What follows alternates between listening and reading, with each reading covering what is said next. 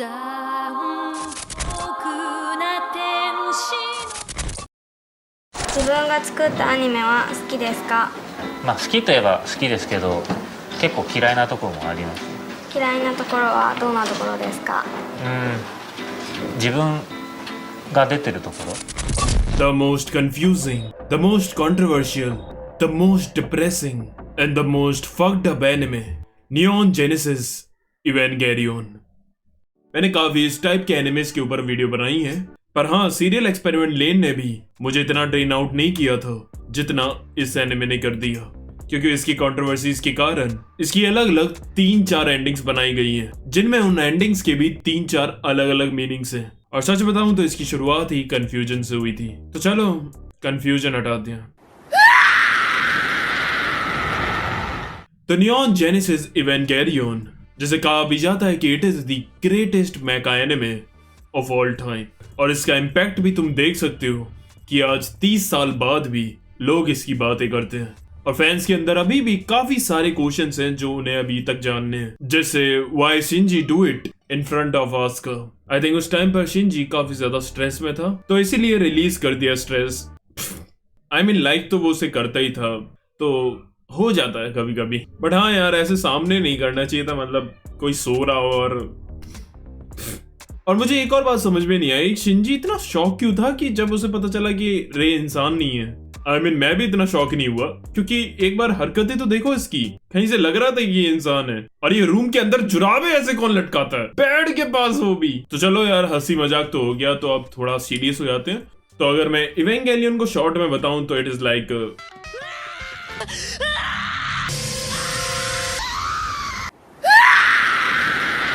बस ही लास्ट था भाई, अब मजाक बंद और अब हम रियल में सीरियस हो जाते हैं। तो यस, इस एनिमे का इम्पैक्ट तो है, क्योंकि आज तक इसकी बातें होती हैं। अब ऐसा क्यों है, इन्होंने ऐसा क्या किया, तो शुरू करते हैं।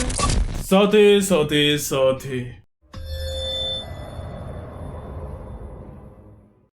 असल में इसकी शुरुआत ही कंफ्यूजन से हुई थी, तो एनिमे तो कंफ्यूज होगा ही ना। इसके केस में भी इसके एनिमे से पहले इसकी मांगा स्टार्ट हुई, जैसे नॉर्मली होता है, लेकिन 1994 में इसकी मांगा शुरू होने के बाद 2014 में जाकर इसकी मांगा एंड हुई, और जो इसका एनिमे था वो 1995 में आकर 1996 में खत्म भी हो गया। And the ending is very controversial. वो लास्ट के 2 एपिसोड देखकर फैंस पागल हो गए थे कि बहन ये क्या बना दिया। लोग डेथ थ्रेट्स तक देने लगे थे इसके क्रिएटर हिदेकी आंदो को। इसके बाद इसकी एक ऑल्टरनेट एंडिंग बनाई गई, और उन दोनों लास्ट के एपिसोड्स को रिक्रिएट करके इस मूवी में दिखाया गया। अब बात करते हैं इनकी मांगा और एनिमे में इतना ज्यादा गैप और कंफ्यूजन क्यों है। क्या है कि पहले इन्होंने सोचा कि एनिमे बनाते हैं, लेकिन फिर इन्होंने ये भी सोचा कि क्या लोगों को ये एनिमे पसंद आएगा, तो इसीलिए पहले इन्होंने मांगा निकालने का सोचा एज अ मार्केटिंग, ये देखने के लिए कि लोगों को इसकी स्टोरी पसंद आ रही है या नहीं। तो फिर योशियुकी सातोमोतो ने इसकी मांगा लिखी, और जब वो अच्छा परफॉर्म कर रही थी मार्केट में, और अगले ही साल उन्होंने इसका एनिमे भी निकाल दिया, जिसकी क्रिएटर और डायरेक्टर हिदेकी एंदो ही था, और इसीलिए इसका एनिमे पहले खत्म हो गया स्टोरी के साथ, और इसकी मांगा डिले हो कर 2014 में जाकर खत्म हुई। और इसीलिए इसकी एनिमे और मांगा में काफी डिफरेंसेस भी हैं, क्योंकि दोनों अलग अलग टाइम पर बने हैं। अभी इससे कंफ्यूज मत हो, आगे और भी कंफ्यूजन है, लेकिन टेंशन नॉट, मैं दूर करूंगा ना तुम्हारी कंफ्यूजन। तो स्टार्ट करते हैं थोड़ा अपना पास्ट खोदने से। History of Evangelion. तो काफी सालों पहले, ह्यूमन से भी पहले, जब सिर्फ गॉड थे, तो बेचारे वो खाली बैठे बोर हो रहे थे, तो उन्होंने सोचा कि कुछ करते हैं। फिर उन्होंने 2 एग्स बनाए, एक ब्लैक और एक व्हाइट। तो एक जो व्हाइट अंडा था उसका नाम था एडम, और जो ब्लैक अंडा था उसका नाम था लिलीथ, और उन दोनों को उन्होंने एक स्पेयर ऑफ लॉन्गिनेस दिया था, और उसकी पावर से वो एक दूसरे की पावर को नलिफाई कर सकते थे। मतलब ये एक तरह से अगर तुमसे दूसरा बंदा पंगे ले रहा है तो फेंक दो बाला। तो देखो, अब इन दोनों अंडों को बनाने का ना एक मकसद था। तो देखो, जैसे एडम किसी भी प्लेनेट पर जाएगा और अपना वहां बीज बोएगा, तो उससे वहां एंजल की स्पीशीज बनेगी, और दूसरी तरफ अपना जो लिलीथ है ना, वो किसी भी प्लेनेट पर जाकर अपना बीज बोएगा, तो वहां ह्यूमन स्पीशीज का जन्म होगा। That's why Adam is called as a fruit of life and Lilith is called as a fruit of knowledge. और अगर किसी पे नॉलेज और लाइफ, ये दोनों ही चीजें होंगी, तो उस पे वो गॉड की पावर आ जाएगी, जिस गॉड ने इन दोनों को बनाया है, और इसलिए इन दोनों अंडों को सेपरेट प्लैनेट्स पर भेजा जाता था। अब क्या होता है कि अर्थ पर गलती से ये दोनों ही एग पहुंच जाते हैं, लेकिन जो अपना लिलीथ होता है ना, वो पहले आकर अर्थ पर टकरा जाता है, जिस लैंडिंग में उसका स्पेयर ऑफ लॉन्जिनेस भी खो जाता है, और इसे ही फर्स्ट इम्पैक्ट कहते हैं। और दूसरी तरफ जो हमारा एडम होता है, जो कि इस वक्त एंटार्क्टिका में था, वो वहीं ऑटोमेटिकली लॉक हो जाता है। और लॉक कैसे हो गया ये? क्योंकि इनके स्पेयर्स इस तरह से डिजाइन करे गए थे कि अगर ये दोनों गलती से एक ही प्लैनेट पर चले जाएं, तो इनके स्पेयर इन्हें ऑटोमेटिकली लॉक कर दें और ये स्पीशीज ना बना पाए। लेकिन लिलीथ ने तो अपना स्पेयर टकराने के वक्त ही खो दिया था।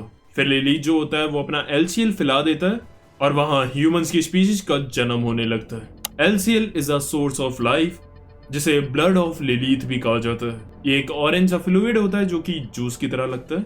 तो हाँ, इनकी दुनिया में पहले इंसान एलसीएल थे, जैसे हम पहले चिंपैंजी थे और इंसान बने ना, ये पहले ऐसे जूस थे, देन वो इंसान बने। और हाँ, इसी एलसीएल की वजह से एवा पायलट्स मेंटली अपने एवेंगेलियन से लिंक कर पाते हैं। तभी तो तुमने नोटिस किया होगा कि जब एवा को चोट लगती है तो उन्हें भी दर्द होता है, because Evangelion is not a robot. असल में वो एक एंजल ही है, एक लिविंग बीइंग ही है, जिसे बस मॉडिफाई करके ऐसा बना दिया गया है कि तुम उसे कंट्रोल कर सको। तभी तो कभी कभी वो कंट्रोल खोकर खुद लड़ने भी लगता है। अब देखो क्या होता है कि टाइम बीतता रहता है और ह्यूमंस बढ़ने लगते हैं, और अब हम सीधा 2000 में आते हैं, जहाँ एक ऑर्गेनाइजेशन बन रखी थी सेर, जर्मन में इसका मतलब होता है सोल। तो अब वो जाते हैं अंटार्कटिका में रिसर्च करने के लिए, जिसमें मिसातो का बाप भी था। अब उन्हें वहां मिलता है एडम, और गलती से कुछ इंसान उसके कांटेक्ट में आ जाते हैं एंड बूम। अब मैंने बताया था ना, लिलीथ और एडम को एक साथ एक प्लेनेट पर नहीं भेजा जाता था, क्योंकि जब भी एडम और लिलीथ कांटेक्ट में आते हैं तो धमाका होता है। और लिलीथ की डीएनए से ही तो इंसान बने हैं, तो उसके जीन्स ह्यूमंस के अंदर तो होंगे। तो बस एडम के कांटेक्ट में आते ही धमाका हो गया, और ये धमाका इतना बड़ा था कि half of the world population खत्म हो जाती है, और इसे सेकंड इम्पैक्ट भी कहा जाता है। अब इस एक्सप्लोजन में एडम के इतने चीथड़े हो जाते हैं कि अब उसका सिर्फ एक छोटा सा एम्ब्रियो पार्ट बच जाता है। अब सेले जो होते हैं वो एडम के एम्ब्रियो और एडम के जो भी बाकी के बॉडी पार्ट्स थे उन्हें लेकर वो वहां से निकल जाते हैं, और फिर वो एडम की सोल से कवोरो को बनाते हैं फॉर देयर फ्यूचर प्लान्स। अब 3 साल बाद जहां फर्स्ट इम्पैक्ट हुआ था, वहीं सेले की ऑर्गेनाइजेशन गेंदो इकारी को भेजती है, शिंजी का बाप, जो वहां एक ऑर्गेनाइजेशन बनाता है गेरिन नाम से। असल में नर्व ऑर्गेनाइजेशन का पहले का नाम था। अब इस ऑर्गेनाइजेशन में गेंदो एडम के बॉडी सैंपल से वेंगेरियंस को बनाता है, लेकिन जो शिंजी वाला है वो होता है ना,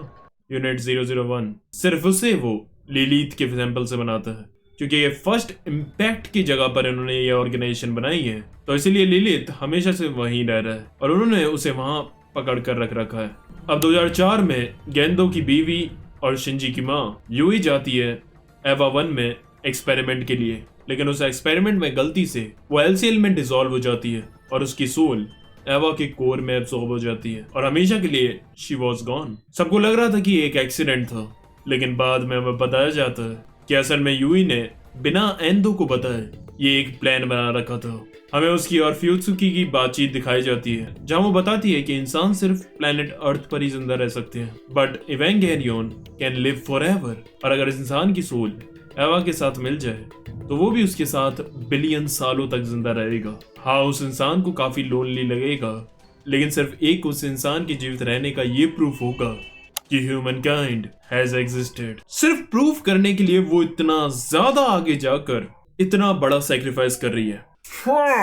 भाई 2 साल का बच्चा है, उसे तो संभाल ले। इसलिए कहते हैं किचन से बाहर ही मत निकालो। सॉरी यार, ये ज्यादा डार्क हो गया। इट्स जस्ट अ जोक भाई, मैं मीन नहीं कर रहा हूँ। Human instrumentality project.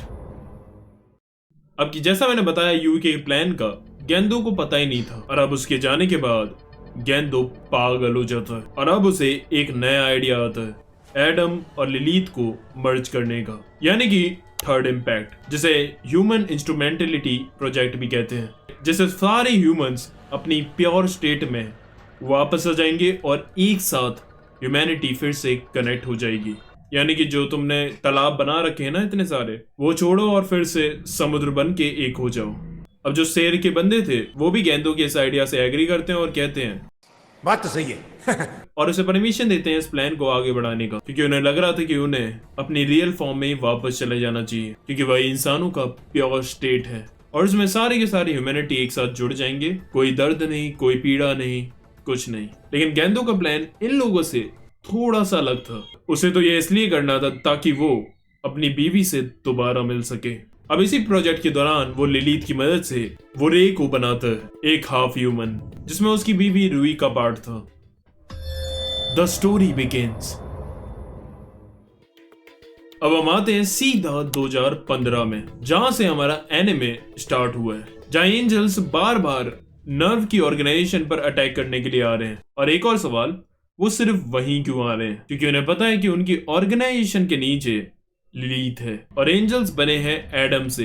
तो अगर वो लिलीथ के कांटेक्ट में आए तो बूम, सारे के सारे इंसान वाइप्ड आउट हो जाएंगे। और एक और सवाल है कि ये एंजल्स आ कहां से रहे हैं? क्योंकि इनका बाप एडम तो एक एम्ब्रियो स्टेट में है, तो how the fuck they are coming? और वो भी सीधे 15 सालों के बाद। मतलब इतने साल क्या झक मार रहे थे? तो ऐसा कहा जाता है कि सेकंड इम्पैक्ट के वक्त चीथड़े उड़े थे, तो उसके कुछ पार्ट्स इधर उधर स्पेस में बिखर गए थे और एडम के बिना उन्हें इवॉल्व होने में काफी टाइम लग गया। एक और बात शायद तुमने नोटिस नहीं करी होगी कि एपिसोड 7 में जब ये सारे लोग शिप पर जाते हैं तो एंजल उन पर वहां अटैक करने के लिए आता है।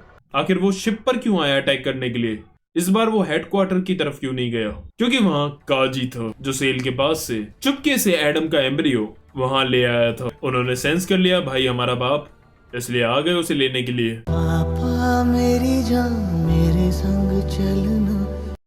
अब वहां से क्या जी एडम का एम्ब्रियो सीधा जाकर गेंदो को देता है, जिसकी मदद से गेंदो अंटार्कटिका जाकर एडम का स्पेयर ऑफ लॉन्जिनस लेकर आता है और यहाँ आकर लिलीथ के अंदर उसे घुसेड़ देता है ताकि उसकी पावर और ग्रोथ थोड़ा डिक्रीज हो जाए, जब तक उसके प्लान का सही मोमेंट नहीं आ जाता तब तक के लिए। लेकिन फिर इसके बाद ये एक खतरनाक एंजल उन पर अटैक करने के लिए आता है और उसके पास और कोई चारा नहीं था, उसे वो स्पेयर यूज करवा कर उसे मरवाना पड़ता है, जिसके बाद वो स्पेयर स्पेस में मून के ऑर्बिट में जाकर फंस जाता है। Ending of Evangelion.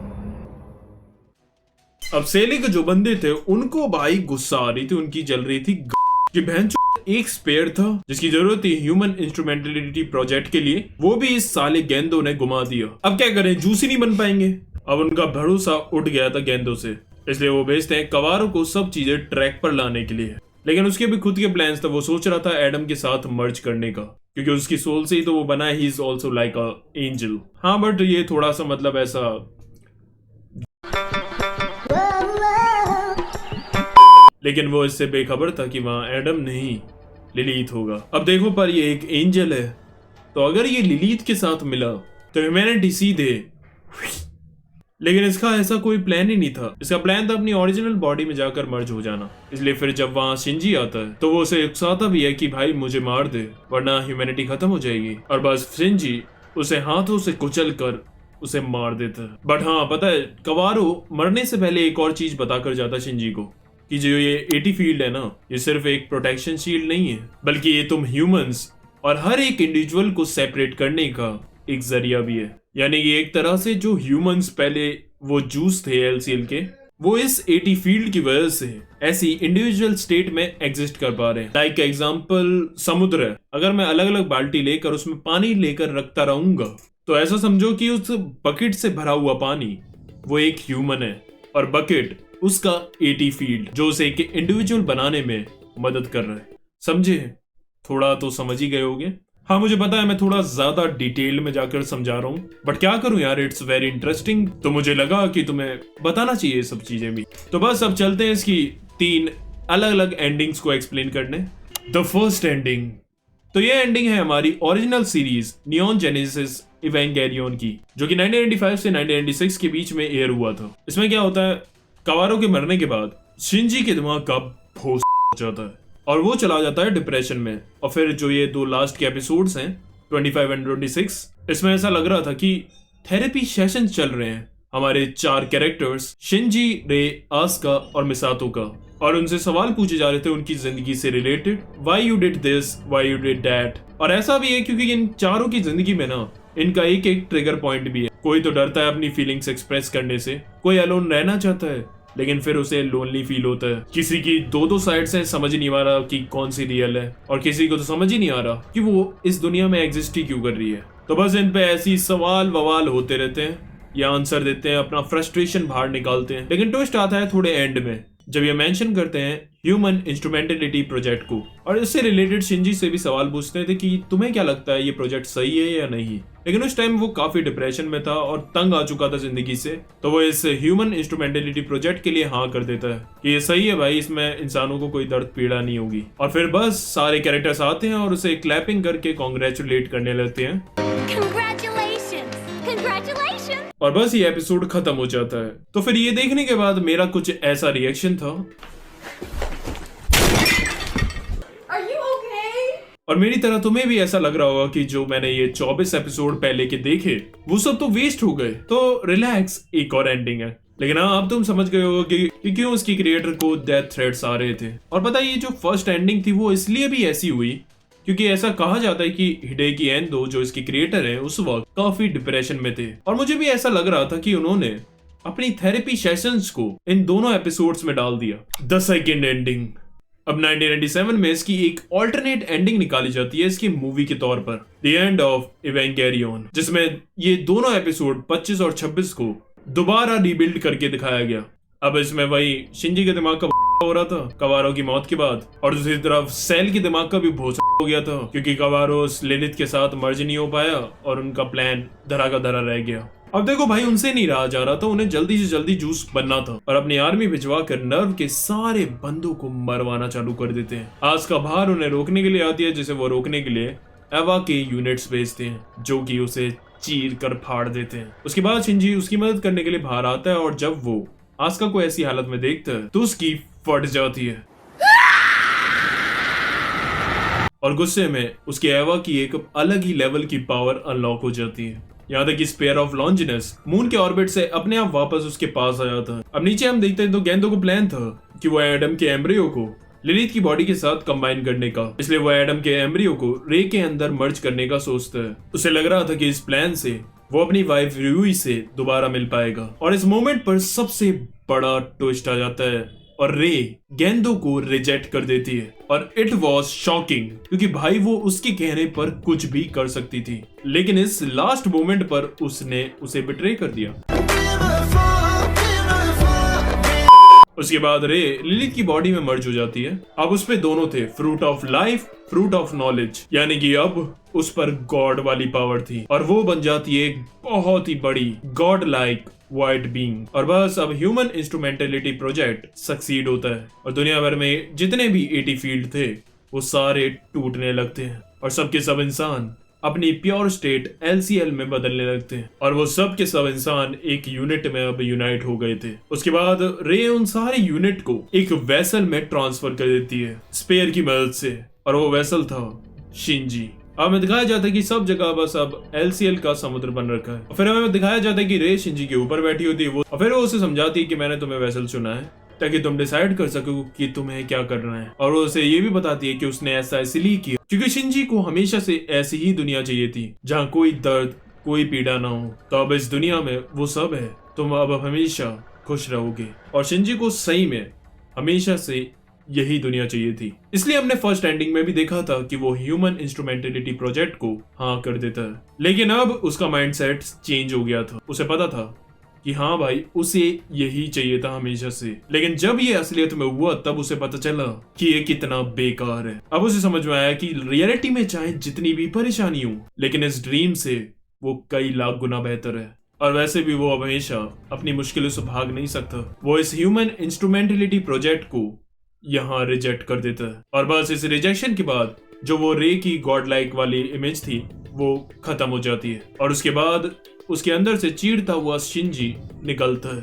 अब पूरी दुनिया में वो और आस्का बचे हुए थे, और वो उठकर उसका गला दबाने लगता है, और आस्का भी उसे रोकने के लिए झटपटाती नहीं है, बस आराम से उसका गाल पर हाथ सहलाती है, और बस वो ये देखकर उसे छोड़ देता है और रोने लगता है। और लास्ट में आस्का एक लाइन कहती है, अब देखो ये जो लास्ट में ये सिनेरियो हुआ है काफी कंफ्यूजन से भरा हुआ था, और इसीलिए अब इस एंडिंग के अलग अलग मीनिंग्स भी हैं। तो कुछ का कहना है कि ह्यूमन इंस्ट्रूमेंटेलिटी प्रोजेक्ट रिजेक्ट करने के बाद तो शिनजी अपनी ह्यूमन फॉर्म में वहां आता है, तो फिर से उसे वो अकेलापन खाया जा रहा था, एंग्जाइटी वगैरह उसे दोबारा से होने लगी और इसीलिए इस फ्रस्ट्रेशन में वो गुस्से में आस्का का गला दबाने लगता है। लेकिन जब वो इसके बाद भी उसे प्यार दिखाती है तो उसका गुस्सा शांत हो जाता है और वो रोने लगता है। और आस्का उसे इसलिए भी सहलाती है ताकि वो उसे मारे ना, और डिस्गस्टिंग इसलिए बोलती है क्योंकि उसे पता था जब वो हॉस्पिटल में थी तो इसने किया था।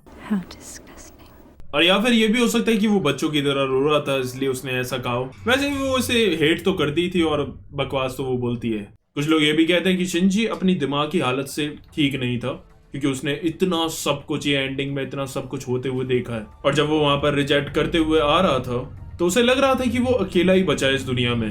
लेकिन जब वो देखता है कि आस्का भी बची हुई है तो उसके गला दबा कर ये चेक कर रहा था कि वो क्या सच में वो इंसान ही है या फिर वो किसी अभी भी ड्रीम में ही है। The third ending. अब जो ये एंडिंग है ये है मांगा के अंदर, जो कि 2014 में जाकर खत्म हुई। यस, 20 साल लगा दिए 100 से भी कम चैप्टर कवर करने में। अब इसके एंड में ना आस्का वाला सीन नहीं था, बाकी सब कुछ था। और इसके एंड में ना एक एक्स्ट्रा चैप्टर ऐड करा है जिसमें ये दिखाया गया है कि उसने ह्यूमन इंस्ट्रूमेंटेलिटी प्रोजेक्ट को तो रिजेक्ट किया ही, लेकिन उसके बाद उसने स्पेयर की पावर से एक ऐसा वर्ल्ड बनाया जहां अब ना कोई एंजल, ना एवा, ना लिलीथ, सब के सब गायब हो चुके हैं और अर्थ पर ह्यूमंस एक नॉर्मल लाइफ जी रहे हैं। लास्ट सीन में वो आस्का से ट्रेन में मिलता भी है और बस यही ये खत्म हो जाती है। लेकिन हाँ, एक और चीज मैं कहना चाहूंगा कि मुझे इसकी मांगा ज्यादा सही लगी क्योंकि उसमें काफी चीजें बदली हैं बीच में और काफी सारे सीन्स ऐड भी हुए हैं। शिनजी और उसके बाप का रिलेशनशिप भी काफी अच्छे से दिखाया है और उसमें यह भी दिखाया है कि उसका बाप शिनजी को बचाता है पहले, फिर मिसातो आकर उसे ले जाती है। तो यस, बहुत सारी चेंजेस हैं। और एक और चीज जो मुझे अच्छी लगी मांगा में कि इन्होंने हर सीन्स अच्छे से ज्यादा डिटेल के साथ और ज्यादा कॉन्टेक्स्ट के साथ एक्सप्लेन किया है, जैसे तुम्हें सीरीज को समझने में मुश्किल नहीं होगी। क्योंकि भाई सच्ची में यार एनिमे में मुश्किल है भाई ये समझना, और ऐसा नहीं है कि तुम्हारे समझने का तरीका बहुत अच्छा नहीं है। एनिमे वालों ने ही बहुत कॉम्प्लेक्स बना रखा है यार एनिमे, और कॉन्टेक्स्ट भी काफी कम बताया है। और मैं सच में बता रहा हूँ, अभी तक मैंने इससे ज्यादा कॉम्प्लेक्स एनिमे नहीं देखा। इतना कम कॉन्टेक्स्ट दिखाकर इतनी ज्यादा स्टोरी घुमाना, ऊपर से एंडिंग्स भी मतलब कि दिमाग का हो जाता है। वीडियो अच्छी लगी हो तो लाइक करो, नहीं पसंद आई हो तब भी लाइक करो क्योंकि दिमाग बहुत ज्यादा खर्च हुआ है इस वीडियो को बनाने में। तो लाइक तो बनता ही है, शेयर भी, सब्सक्राइब भी, और हाँ डिस्कॉर्ड भी जाकर ज्वाइन करो, लिंक डिस्क्रिप्शन में। बाकी कमेंट करना अगली वीडियो किस पे। आज के लिए बस करते हैं, सच में बस करते हैं भाई, हो गया मेरा आज। आरिगातो, और मुझे भी जाने दो।